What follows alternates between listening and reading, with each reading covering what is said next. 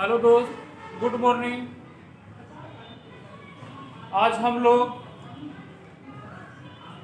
आज हम लोग लूसेंट का फर्स्ट क्लास आज चालू करने जा रहे हैं इतिहास में। तो जितने भी लाइव बच्चे हैं जल्दी से सब्सक्राइब कर दीजिए। आज बहुत बढ़िया लूसेंट का, आज बेसिक से लूसेंट का लूसेंट तो सब पढ़ता है, लेकिन आज लूसेंट पढ़ने का एक अलग ही तरीका बताएंगे, जिस आपको कि लूसेंट में कोई इतना इजी लगेगा लूसेंट पढ़ने में कि आप कभी सोचे भी नहीं होंगे कि इतना इजी लूसेंट है। तो जितने भी बच्चे हैं सभी शेयर कर दें, लाइक कर दें, शेयर कर दें। आज हम लोग इतिहास पढ़ेंगे। देखिए, आज हम लोग कमेंट पर ध्यान मत दीजिए, आज हम लोग इतिहास के बारे में पढ़ेंगे।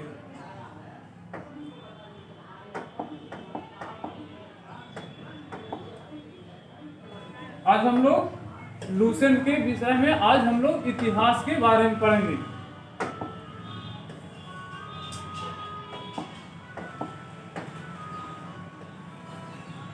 इतिहास के बारे में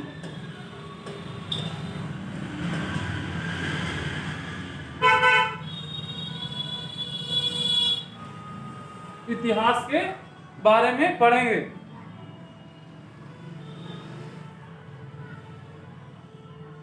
देखिए, तो बात किया जाए तो इतिहास को 4 भागों में बांटा गया है। कितने भागों में? 4 भागों में बांटा गया है। कितने भागों में? 4 भागों में बांटा गया है। पहला भाग है जो प्राचीन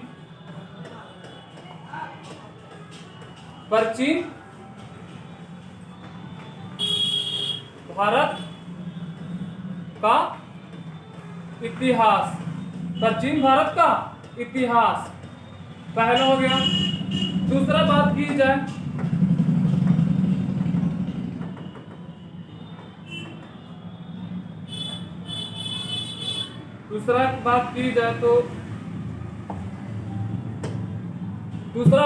तो हम मध्यकालीन भारत को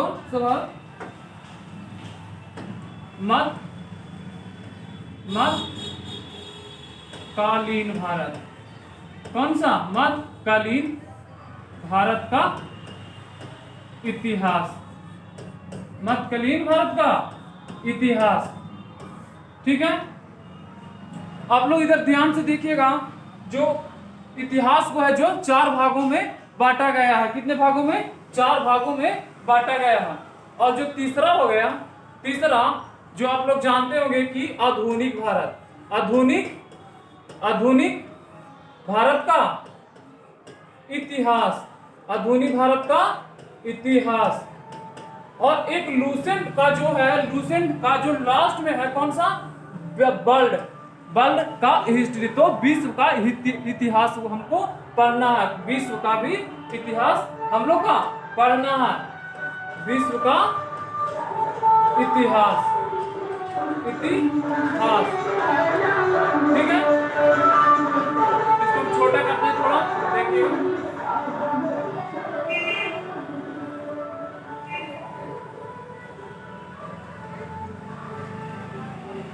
तो इतिहास कितने भागों में बांटा गया? 4 भागों में बांटा गया। पहला कौन सा है? प्राचीन भारत का इतिहास। पहला कौन सा है? प्राचीन भारत का इतिहास। दूसरा मध्यकालीन भारत का इतिहास। और तीसरा आधुनिक भारत का इतिहास। और चौथा विश्व का इतिहास। तो हम लोग एक सीरियल से पढ़ेंगे। तो सबसे पहले हम लोग क्या चालू करते हैं? प्राचीन भारत का इतिहास। प्राचीन भारत का इतिहास हम लोग चालू करते हैं, ठीक है। प्राचीन भारत का इतिहास। प्राचीन भारत का इतिहास। प्राचीन भारत का इतिहास से आज हम लोग लूसेंट का एक बहुत बढ़िया टॉपिक लाए हैं। और लूसेंट का आप लोग का रोज सुबह 7 बजे आपका क्लास मिलेगा यूट्यूब पर लाइव। आप जितने भी बच्चे हैं चैनल को सब्सक्राइब कर लीजिए और शेयर कर दीजिएगा।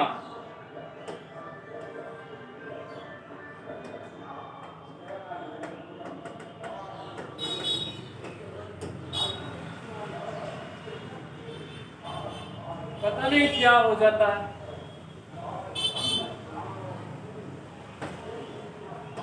ठीक है,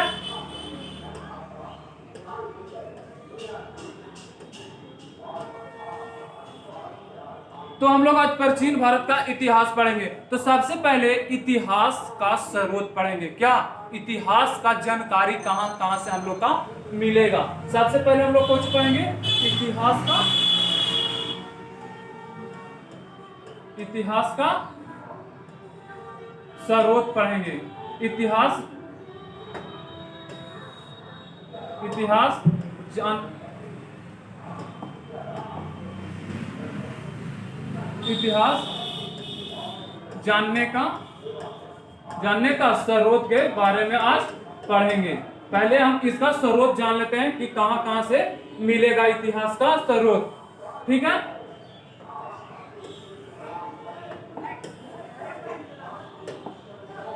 ठीक है। तो देखिए जितना भी लाइव वाले बच्चे हैं जुट जाए। सौरभ कुमार, जय हिंद सर, जय हिंद।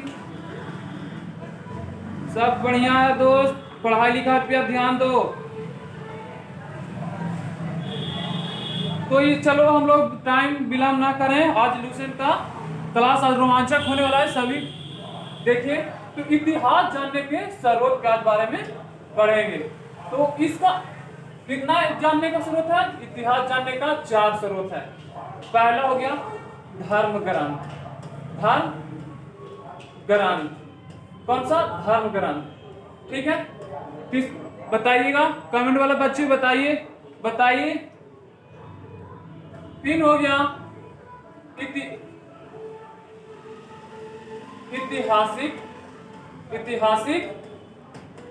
ऐतिहासिक ग्रंथ हो गया। और जो तीसरा हो गया वो विदेशी यात्रियों का इसमें होगा। विदेशी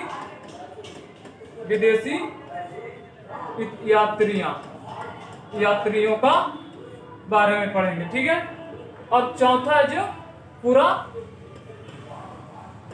तत्व।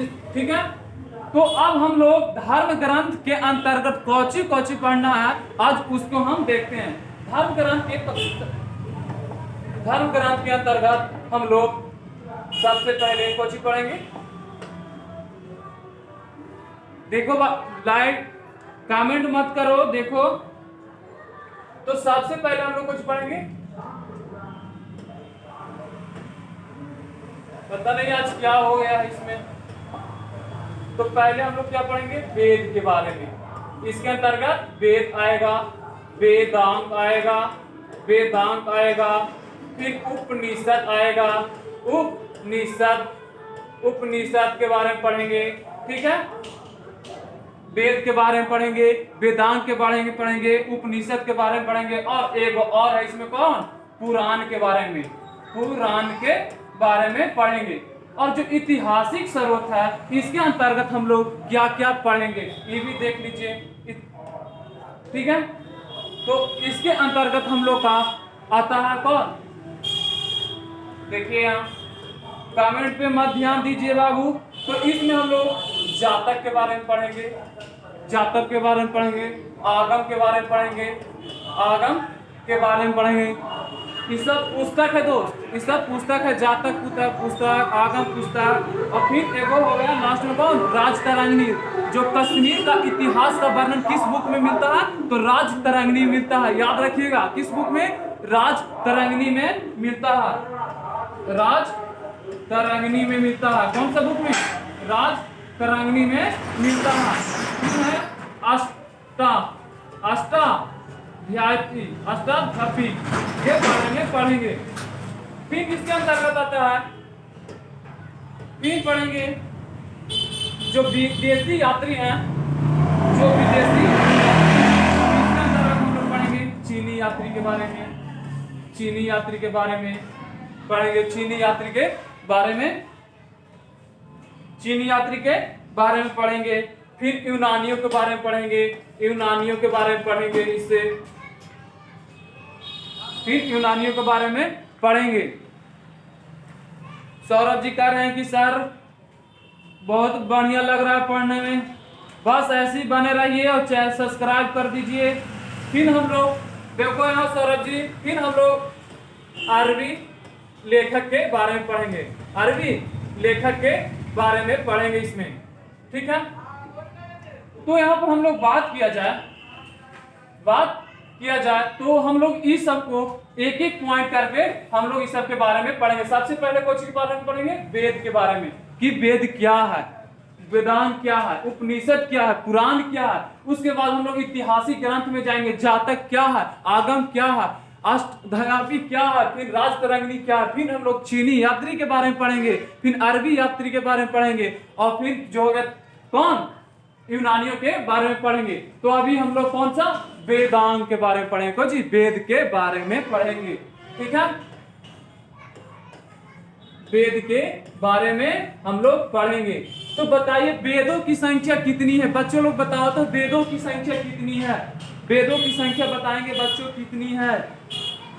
बताइए वेदों की संख्या कितनी है? बताइए वेदों की संख्या कितनी है? तो जो वेदों की संख्या है 4 है। कितनी?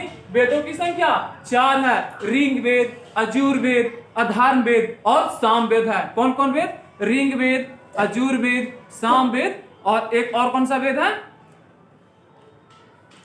याद रखिएगा, ठीक ना। 4 गो वेदों की संख्या कितनी है? 4। ऋग वेद, यजुर वेद, सामवेद, एगो अथर्व वेद है। कौन सा वेद? तो इन चारों वेदों के बारे में अभी हम विशेष से पढ़ेंगे, ठीक है। वेद के उपनिषद भी होते हैं। क्या? उपनिषद होते हैं। तो 4 वेद हैं तो उसके 4 गो उपनिषद होंगे, ठीक है। 4 गो उपनिषद होंगे।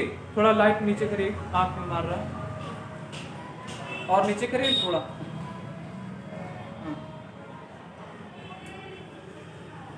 तो सबसे पहले हम लोग चारों, तो सबसे प्राचीन वेद है जो कौन सा वेद है? सबसे प्राचीन वेद ऋग वेद है। कौन सा वेद? सबसे प्राचीन वेद, सबसे प्राचीन वेद कौन सा हो गया? ऋग वेद हो गया। कौन? ऋग वेद हो गया। कौन? ऋग वेद हो गया। क्वेश्चन बनता है यहाँ पर कि जो सबसे प्राचीन वेद है जो कौन सा वेद है? तो ऋग वेद है। कौन वेद है? ऋग वेद है। सबसे प्राचीन वेद ऋग वेद है, ठीक है। ऋग वेदों की संख्या कितनी है? 4 ऋग वेद में, ठीक है। ऋग वेदों की देखिएगा इन्हें थोड़ा विश्वास करिए, रात को मार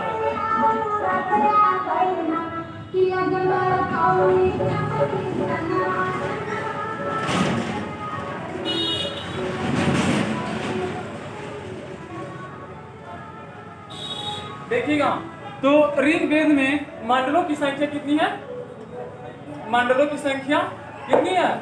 10 है। कितनी? मंडलों की संख्या कितनी है? 10 है। और जो श्लोकों की संख्या कितनी है? श्लोकों की संख्या कितनी है? बताइए तो बच्चे लोग, आप लोग श्लोकों की संख्या कितनी है?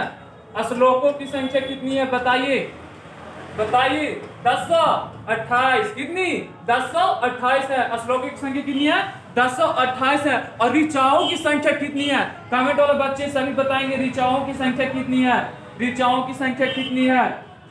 ऋचाओं की संख्या कितनी है? बचाएंगे बच्चे लोग।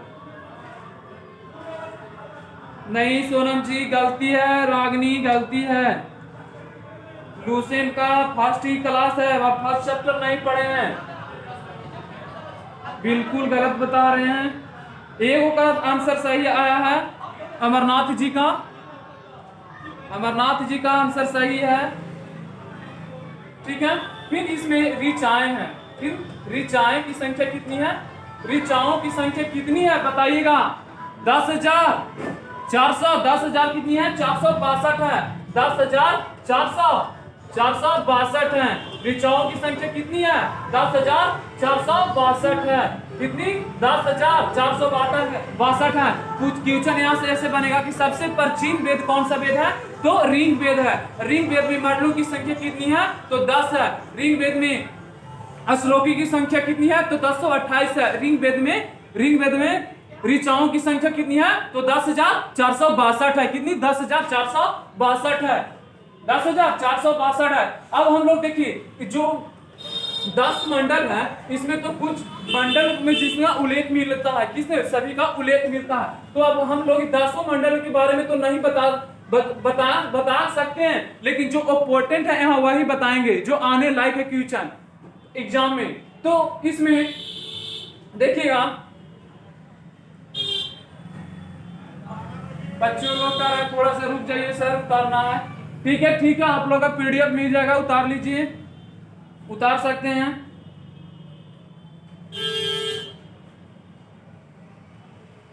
लीजिए उतारिए जल्दी।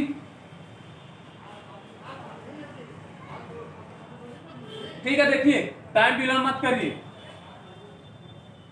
मंडलों की संख्या कितनी है? मंडलों की संख्या 10 है। तो इन 10 मंडल में कुछ तो है ना, तो तीसरा मंडल है जो सूर्य देवता। कौन? सूर्य देवता। सूर्य देवता का उल्लेख मिलता है। तीसरा मंडल में किन का उल्लेख मिलता है? तो सूर्य देवता का उल्लेख मिलता है। तीसरा मंडल में किन का?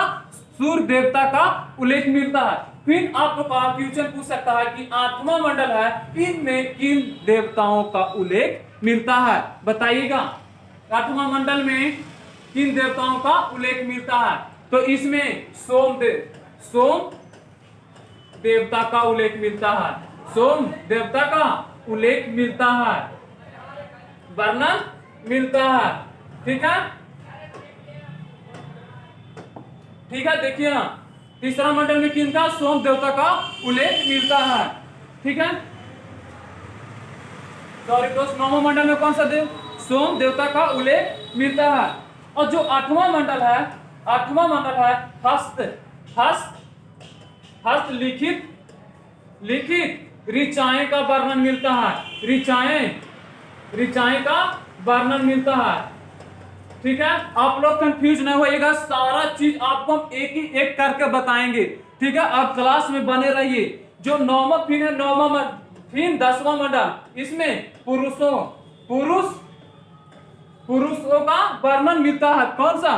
पुरुषों का वर्णन मिलता है। पुरुषों का सूक्त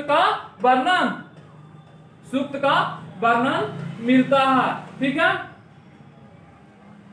तो क्वेश्चन यहां से ये बनता है कि जो ऋग वेद है, जो तो सबसे प्राचीन वेद है, तो ऋग वेदों की संख्या कितनी है? 4 वेद। ऋग वेदों की संख्या कितनी है? तो 4। सामवेद, अजुर्वेद, अथर्ववेद और एक और वेद कौन सा है बताइएगा? ऋग्वेद, अजुर्वेद, सामवेद और अथर्ववेद। ठीक है, इन चारों वेदों के बारे में पढ़ेंगे। और क्वेश्चन यहां से ये भी पूछ सकता है कि जो अथर्ववेद का उपनिषद क्या है? अथर्ववेद का उपनिषद क्या है बताइएगा? ऋग्वेद, अजुर्वेद, सामवेद और अथर्ववेद के उपनिषद क्या है? देखिए, यहां पे हम आपको बताते हैं।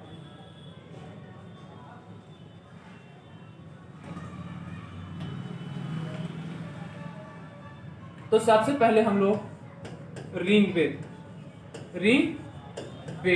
ठीक है, उसके बाद हम लोग सामवेद, उसके बाद हम अथर्ववेद के बारे में पढ़ेंगे। अथर्ववेद, ठीक है, तीसरा हो गया। और चौथा हो जो अजुर्वेद, ठीक है।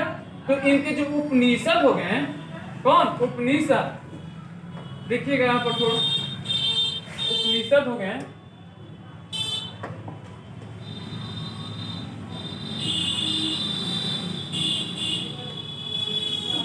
देखिए, इनके उपनिषद भी होंगे ना, उपनिषद। तो इन चारों का उपनिषद के बारे में हम पढ़ेंगे। ठीक है, तो ऋग्वेद का उपनिषद कौन है बताइएगा? लाइव वाले बच्चे बताइए। ये सब आप लोग का फर्स्ट लूसेंट सभी के पास होना चाहिए। हरा वाला लूसेंट सभी के पास होना चाहिए। तो इसका कौन हो गया? अजुर्वेद। इसका उपनिषद कौन हो गया? अजुर्वेद हो गया। कौन? अजुर्वेद। पूछेगा कि ऋग्वेद का उपनिषद कौन है, तो अजुर्वेद है। कौन? अजुर्वेद है। ऋग्वेद का उपवेद कौन है? फिर इसका हो गया धनुर्वेद। कौन सा? धनुर्वेद। जो तीसरा हो गया कौन? सोमवेद का कौन सोमवेद का नहीं, देखिएगा यहाँ पे थोड़ा सा गलती हो रहा है, यहाँ पे गलती है। सोमवेद का उपनिषद क्या है, यहाँ पर गलती हो गई थोड़ा सा दोस्त। बताइएगा लाल वाले बच्चे कि जो सोमवेद है 4 गो है ना उपनिषद, कितने 4 गो, ऋग्वेद, सोमवेद, सामवेद, अथर्ववेद और यजुर्वेद। तो इसका जो ऋग्वेद का जो उपनिषद कौन हो गया, अथर्ववेद हो गया। तो सामवेद का उपनिषद क्या होगा बताइएगा, सामवेद का उपनिषद क्या होगा, सामवेद का उपनिषद क्या होगा बताइएगा। तो इसका हो गया गंधर्ववेद। कौन सा वेद, गंधर्ववेद, गंधर्ववेद हो गया। कौन, गंधर्ववेद हो गया। और अथर्ववेद का उपनिषद क्या होगा बताइएगा, बताइए अमरनाथ जी, आप बताइए अथर्ववेद का उपनिषद क्या होगा बताइए, आप मनीष जी बताइए अथर्ववेद का उपनिषद। ये तो आप लोग पुराना स्टूडेंट है, बताइए आप बताइए पूजा जी, नहीं मालूम है, बताइए अथर्ववेद का उपनिषद क्या है। कोई को पता नहीं है, इसका शिल्प वेद होता है। क्या, शिल्प वेद, शिल्प वेद होता है। कौन, शिल्प वेद होता है। पीछे से मंटू जी बताइएगा कि यजुर्वेद का उपनिषद क्या होता है बताइए, यजुर्वेद का उपनिषद क्या होता है बताइए, यजुर्वेद का उपनिषद क्या होता है। अभी हम लिखे थे, जस्ट लिखे थे, ध्यान देगा वो बताएगा। तो क्या लिखे थे, धनुर्वेद होता है। कौन सा वेद, धनुर्वेद होता है, ठीक है। तो ऋग्वेद में मंडलों की संख्या 10, ऋचाओं की संख्या कितनी, 10,462 होते हैं। और अगर इसमें पूछेंगे श्लोकों की संख्या कितनी है, श्लोकों की संख्या तो 1028 है, ठीक है। और यही ऋग्वेद, ठीक है, ऋग्वेद में ही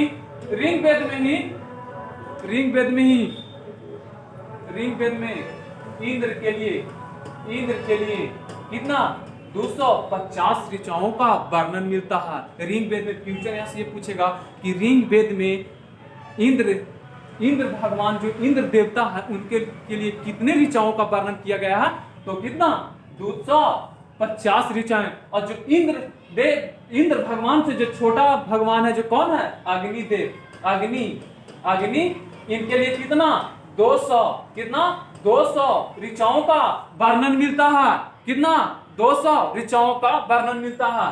क्वेश्चन देखिए यहाँ पर पूछा जा सकता है, बहुत ही सब क्वेश्चन है। कहेगा जो ऋग्वेद है उसमें इंद्र देवता के लिए कितने ऋचाओं का वर्णन है, तो कितना 250 का वर्णन मिलता है। फिर देखिए यहाँ पे ऋग्वेद में ही गायत्री मंत्र का उल्लेख मिलता है। ऋग्वेद में ही गायत्री मंत्र का उल्लेख मिलता है। क्वेश्चन पूछा जाएगा कि ऋग्वेद में गायत्री मंत्र का उल्लेख किस वेद में मिलता है, तो ऋग्वेद में मिलता है। क्या कर रहे हैं जी, लाइक मन करते हैं हल्ला। बताइएगा क्वेश्चन जो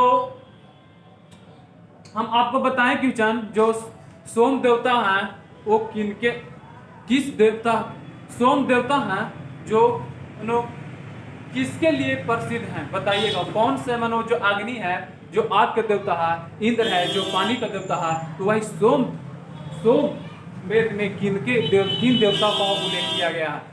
साम वेद में पूछ रहे हैं, बताइए साम वेद में तो इनमें जंगल के देवताओं का वर्णन मिलता है, जंगल के देवताओं का वर्णन मिलता है। थोड़ा सा देखिएगा, थोड़ा सा छोटा कर रहे हैं इसको।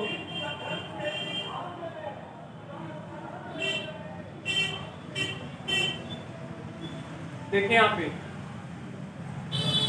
जो साम वेद है जो जंगल के देवताओं का वर्णन मिलता है। इसमें साम वेद में मिलता है, जंगल के देवताओं का वर्णन मिलता है। किसमें साम वेद में मिलता है। अगला क्वेश्चन है, बताइएगा कि जो साम वेद है इसमें ऋचाओं की संख्या कितनी है बताइएगा आप लोग, बताइए बताइए बताइए, बता दीजिए, बताइए अशोक जी। देखो बाबू, यहाँ आने और जाने से कुछ नहीं होगा, जब तक घर पे स्टडी नहीं करेगा कुछ नहीं होने वाला है। दुनिया बहुत आगे चल गया है। जिस समय तुम सोता है ना उस समय कोई जाग के पढ़ता रहता है, और आएगा ना उस दिन एग्जाम में तो तुमको लगड़ के पार हो जाएगा, ठीक है ना। इसीलिए बोलते हैं कष्ट करो, अगर अभी तुम आग की तरह तपोगे तभी आगे चलकर तुम आराम पाओगे। अगर अभी अब तुम आराम चाहते हो, अगर अभी तुम आराम करता है तो इसके बाद में आपको परिणाम मिल जाएगा। समय इतना मूल्यवान चीज है ना दोस्त, अगर तुम समय के साथ खिलवाड़ किया ना, अगर समय तुमको साथ खिलवाड़ करेगा ना, सीधे रोड पर आ जाएगा, सीधे रोड पर। बहुत जिंदगी में तुमको कष्ट मिलेगा, इस कष्ट को झेलना पड़ेगा तभी तुम आगे बढ़ेगा। बताओ, लूसेंट का भी फर्स्ट चैप्टर लेके चल रहे हैं। लूसेंट का जो फर्स्ट चैप्टर है इसमें ऋग वेद, यजुर्वेद, सामवेद, इस समय ऐतिहासिक स्रोत पढ़ने को मिलता है। और बताइए, इस समय आपको ये हम पूछ रहे हैं कि ऋग वेद में मंडलों की संख्या कितनी है, ये भी नहीं बता रहे हैं। बताइए, ऐसे नहीं ना होगा, बताइए। देखिए क्वेश्चन हम पूछे फिर कि देखिए जो ऋग वेद में श्लोकों की संख्या कितनी है ये भी नहीं बताए सर। कितना? 1028। ठीक है, तो इसमें तो 1028 है। जो श्लोकों की संख्या कितनी है? 1028 है। ऋचाओं की संख्या 10,462 है। ठीक है, तो सबसे प्राचीन वेद कौन सा है बताइए?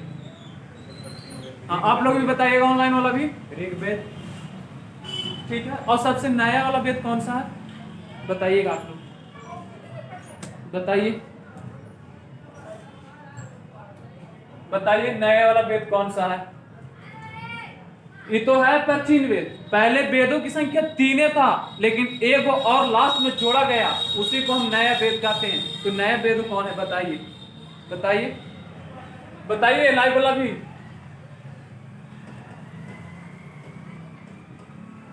कौन सा हो गया नया वेद? अधर्म वेद है। कौन? अधर्म वेद। कौन सा वेद? नया वाला वेद अधर्म वेद है। कौन वेद है? अधर्म वेद। सब इसे याद रखिएगा बाबू, क्वेश्चन इससे पूछा जा सकता है कि बाद में कौन सा वेद को ऐड किया गया था या जोड़ा गया था। तो कौन सा वेद होगा? अधर्म वेद को नया बनाया। पहले कितनी थी? 3 ही वेद थी, लेकिन इसको बाद में जोड़ के 4 वेदों कर दिए गए। ठीक है, अब देखिएगा, हम आगे बताते हैं आपको। क्वेश्चन आपसे पूछते हैं, बताइएगा कि जो हस्तलिखित ऋचाएं हैं उन्हें और क्या कहा जाता है? हस्तलिखित ऋचाएं को और क्या कहा जाता है? हम बताए थे आपको हस्तलिखित ऋचाओं को क्या कहा जाता है।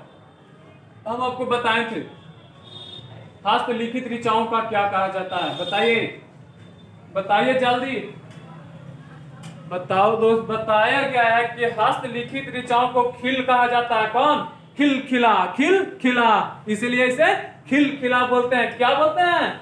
खिल बोलते हैं। हस्तलिखित ऋचाओं को खिल बोलते हैं। ठीक है, खिल बोलते हैं।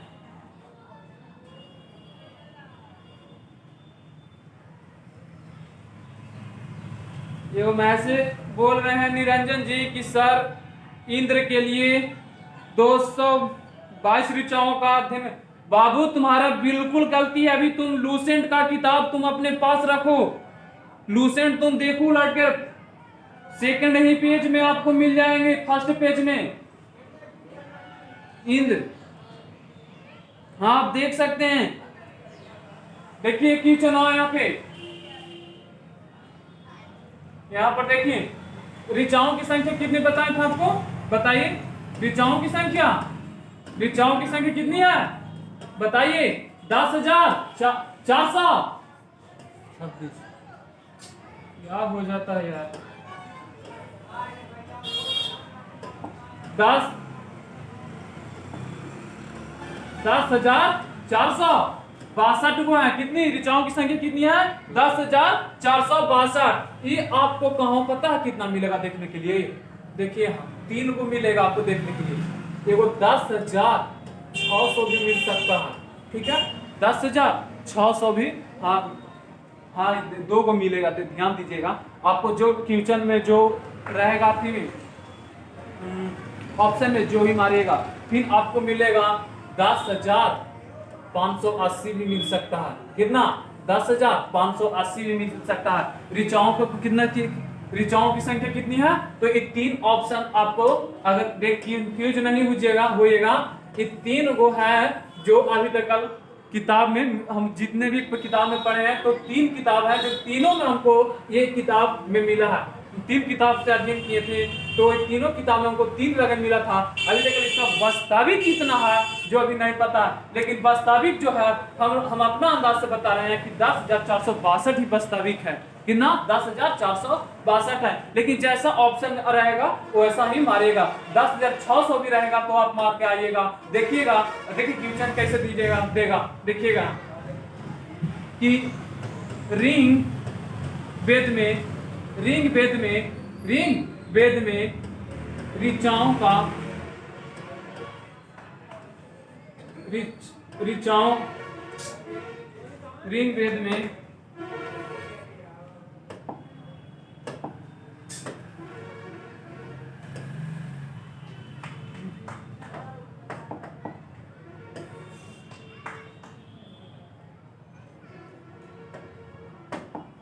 रिंग वेद में क्या हो जाता है?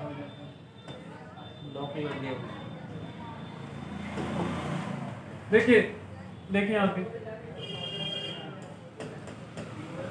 रिंग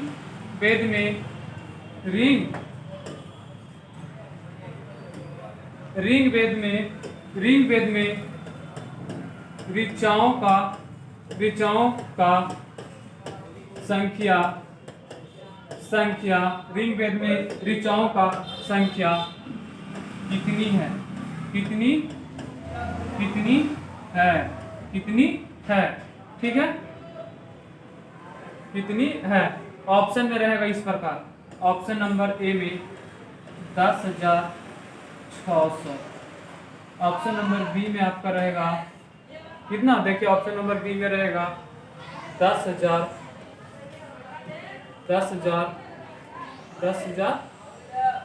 ऑप्शन नंबर बी में रहेगा, देखिए 10,400। ठीक है, फिर ऑप्शन नंबर 3 में रहेगा 10,222।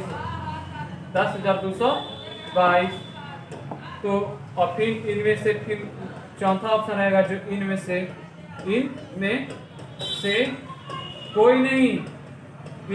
कोई नहीं।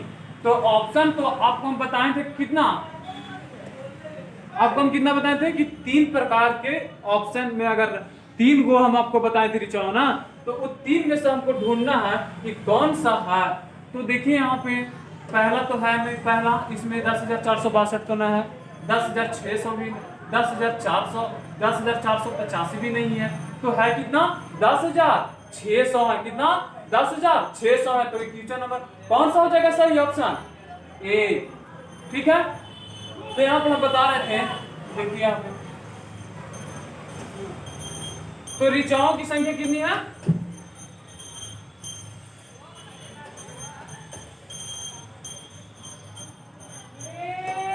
ऋचाओं की संख्या 10,462 है। और इनको जो पढ़ने वाला होता है, इनको पढ़ने वाला को होत्र कहा जाता है। कौची कहा जाता है? होत्र कहा जाता है। ऋचाओं को पढ़ने वाला को क्या कहा जाता है? होत्र कहा जाता है। ऋचाओं को पढ़ने वाला को क्या कहा जाएगा?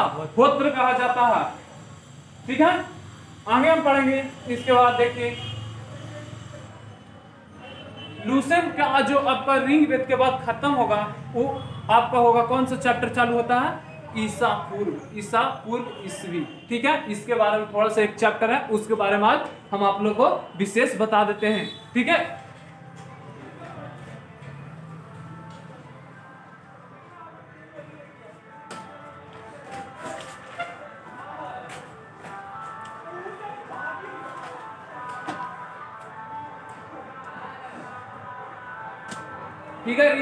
रिंग वेद के बारे में पढ़ा दिए। ठीक है, अब देखिए ऋग वेद के बाद आता है कौन सा वेद? साम वेद आता है। कौन सा वेद? साम वेद आता है। साम वेद। कौन सा वेद? साम वेद। ठीक है, बताइएगा कि साम वेद का नाम एक और कौन सा वेद है? साम वेद का एक और नाम कौन सा वेद है? इसे किस नाम से और जाना जाता है? भारत में गीतों का जनक किस वेद को कहा जाता है? बताइएगा, बताइएगा।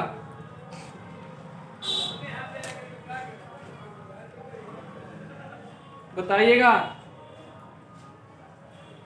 तो गीत का जनक किस वेद को कहा जाता है? साम वेद को कहा जाता है। ठीक है, गीत का वेद साम वेद को कहा जाता है। अगर इसमें पूछेगा कि ऋचाओं की संख्या कितनी है, ऋचाओं का संख्या कितनी है, तो बता सकते हैं कोई लाइव वाले बच्चे कि इसमें ऋचाओं का संख्या कितनी है? बताइए।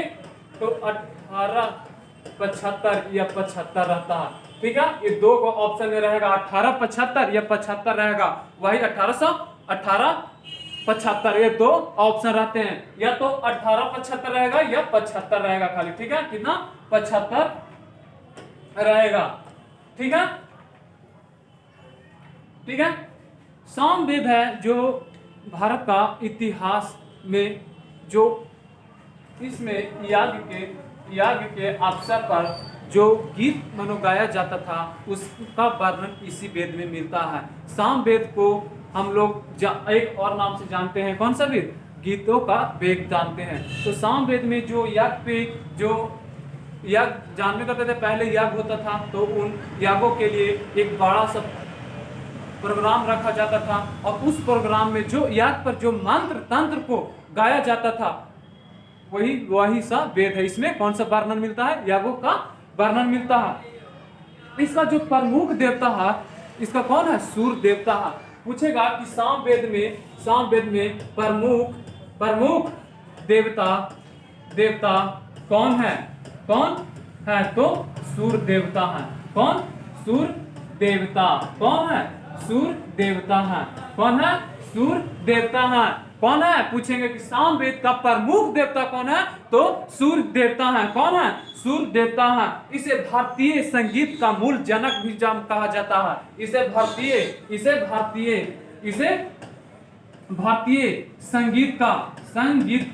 संगीत का मूल जनक भी कहा जाता है। मूल जनक कहा जाता है।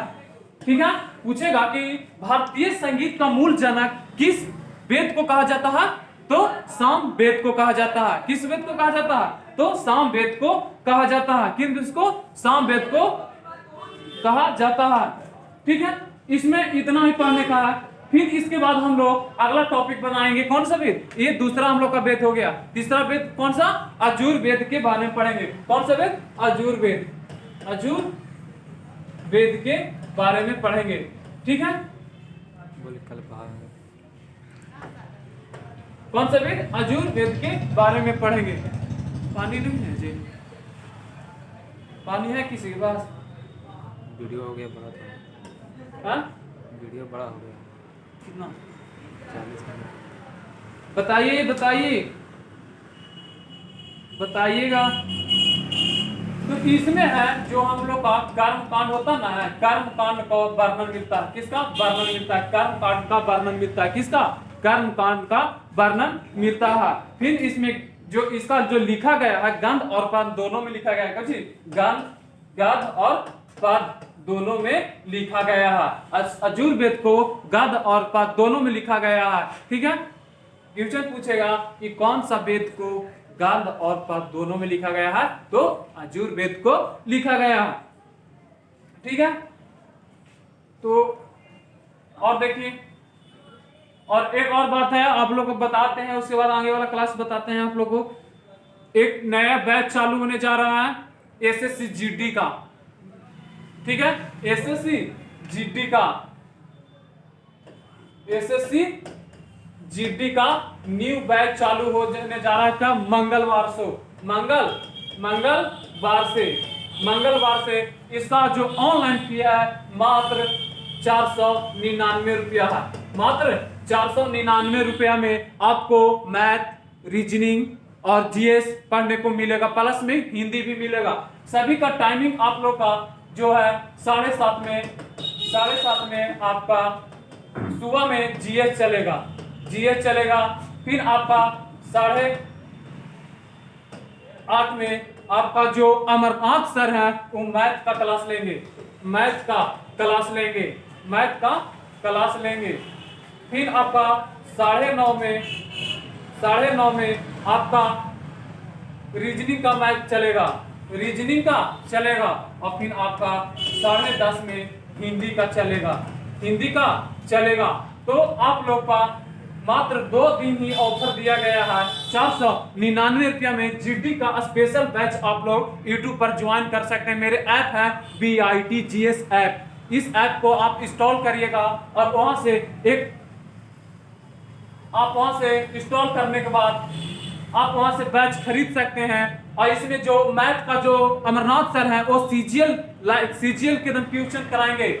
मैथ का जो क्वेश्चन है जो एकदम सीजीएल लाइक एकदम कराएंगे, एकदम सीजीएल में जो क्वेश्चन पूछते हैं वो क्वेश्चन कराएंगे। आपको लगेगा भी नहीं, आप एग्जाम में दे जाइएगा जीडी का, तो आप मेरा गारंटी है, मैं अपना उम्मीद से कहता हूं कि अमरनाथ सर आपको इतना अच्छा पढ़ाएंगे कि आपको जो 20 मैथ है उसमें से आप कम से कम तो 15-16 मैथ जरूर बनेगा। और जीएस में टेंशन ना लीजिएगा, जीएस में हम आप लोग को इतना बढ़िया बता देंगे, कल आप लोग को हम दिवस के बारे में पढ़ाएंगे, पूरा दिवस कैसे रटाया जाता है ये हम आप लोग को विशेष में बताएंगे। दिवस के बारे में पढ़ाएंगे, जितने भी लाइव वाले क्लास हैं कल दिवस के बारे में पढ़ाएंगे, और ट्रिकली पढ़ाएंगे, रटने वाला नहीं पढ़ाएंगे कि कैसे याद किया जाता है। दिवस तो बहुत है, लेकिन दिवस के बारे में आप लोगों को कौन सा दिवस पूछा जाएगा और कौन दिवस के बारे में, तो दिवस भी हम लोग कौन सा ट्रिक से बताएंगे, ट्रिक से याद कैसे किया जाता है। ठीक है, तो देखिए यहाँ थोड़ा सा रिवीजन हो जाएगा। बताइए कि रिंग वेद में मंडलों की संख्या कितनी है, बताइए। मंडलों की संख्या 10 है, श्लोकों की संख्या 10,000 28 है, और ऋचाओं की संख्या 10,462 है। ऋचाओं को पढ़ने वाला को क्या कहते हैं, गोत्र कहा जाता है। ठीक है, भारतीय संगीत का मूल जनक किसे कौन सा वेद का कहा जाता है, ऋग्वेद का कहा जाता है। ठीक है, इसके बाद एक थोड़ा सा चैप्टर है ईसा, बताते हैं आप लोगों को। देखिए यहाँ पे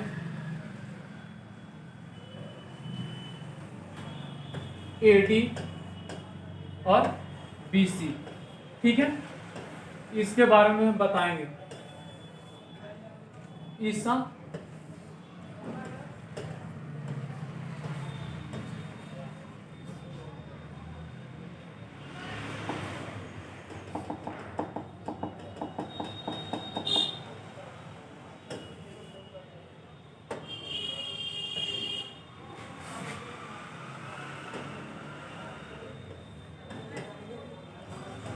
देखिए एडी का मतलब होता है कि ईसा मसीह के जन्म के पहले के समय, ईसा मसीह के जन्म के पहले का समय को हम एडी कहते हैं। क्या कहते हैं, एडी कहते हैं, ईसा मसीह के जन्म के समय को। तो इसका मतलब है कि जो ईसा मसीह का जो जन्म हुआ था वो 0 ईस्वी में हुआ था। कहा 0 ईस्वी में हुआ था। जो ईसा मसीह का जन्म हुआ था 0 ईस्वी में हुआ था। जो क्वेश्चन पूछा जाता है, जो ईसा मसीह के पहले का समय को हम क्या कहते हैं, तो एडी कहते हैं, ईसा पूर्व कहते हैं, और ईसा मसीह के जन्म के बाद के समय को कुछ कहते हैं तो ईस्वी कहते हैं। कौन सी कहते हैं, ईस्वी कहते हैं। तो यहाँ पर अब एग्जाम्पल एगो लीजिए, महात्मा बुद्ध के बारे में तो आप लोग जानते होंगे, बुद्ध के बारे में जानते होंगे। तो इनका जन्म हुआ था कितना, 563 में, और मृत्यु हुआ था कब हुआ था, 483 में। कितना, 483 में हुआ था। तो हम लोग पता है, हम लोग जब पढ़ते थे ना तो लगता था कि साला गिनती जो ईसा जो वर्षों का गिनती होता है जो उल्टी होता है, जो सब पगला गया है। जे 483 में महात्मा बुद्ध का जन्म हुआ होगा और मारा होगा 563 में जाके। नहीं, बिल्कुल ही सही था। अब ना समझ में आया, बिल्कुल ये सही था। पहले वर्षों का गिनती उल्टी किया जाता था, पहले वर्षों का गिनती उल्टी किया जाता था और अब वर्षों का गिनती जो है सीधी की जाती है। तो उसी समय ईसा मसीह के बाद के समय को हम ईसा पूर्व कहते हैं। तो ईसा पूर्व में हुआ था, ठीक है। कब? ईसा पूर्व में हुआ था। महात्मा बुद्ध का जन्म कब हुआ था? 563 ईस्वी पूर्व हुआ था, ठीक है। फिर देखिए आगे बताते हैं। आप देखिए थोड़ा सा रुक जाइए, आप लोग का क्लास कल चलेगा, वो दिवस के बारे में आपको विशेष में बताएंगे, ठीक है। आज मैथ का क्लास का टाइम हो गया।